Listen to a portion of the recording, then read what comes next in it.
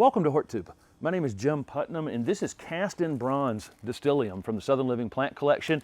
If you're not familiar with these Distylium hybrids, they are evergreen members of the witch hazel family, and they do get little maroon frilly flowers along the stems in February and March. They're there, but they're not particularly showy. The main reason these are grown is because of this really beautiful, compact habit that the shrub has. It's a great replacement for compacta hollies or helleri hollies or any kind of low mounding shrub. This variety is going to get about 3 to 4 feet in height by about 3 to 4 feet in width. It can be maintained a little lower than that.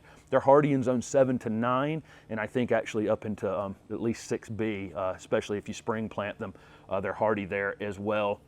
These are just fantastic plants. Cast of Bronze was picked because of its compact habit, and the new growth has a bronze color all season long, which hardens off to a kind of a blue-green color, and it keeps this perfect, really super compact habit. Loropetalum, there's some purple diamond loropetalum behind me, are also in the witch hazel family, and get a more showy, frilly, pinkish flower on that variety, but these two look absolutely fantastic together.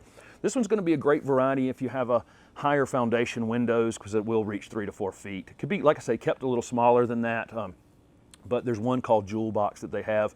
If you have a lower foundation, it's probably a better choice. This one's going to be great around like a patio planting, that kind of thing. These are best in full sun, but they'll take part shade. A little looser if you went into a deeper shade.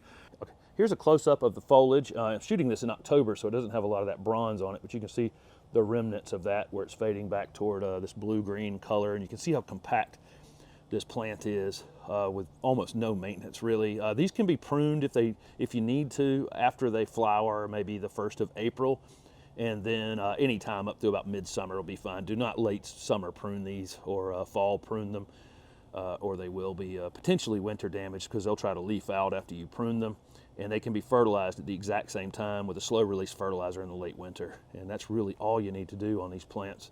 Super drought tolerant, insect and disease resistant. Usually when I say drought tolerant, they're probably not going to be tolerant of wet feet, but Distylium hybrids actually will take wet feet as well. But these are just super industrial, low maintenance, evergreen shrubs that you can kind of plant and forget. So like I say, be on the lookout for this cast in bronze Distylium from the Southern Living Plant Collection.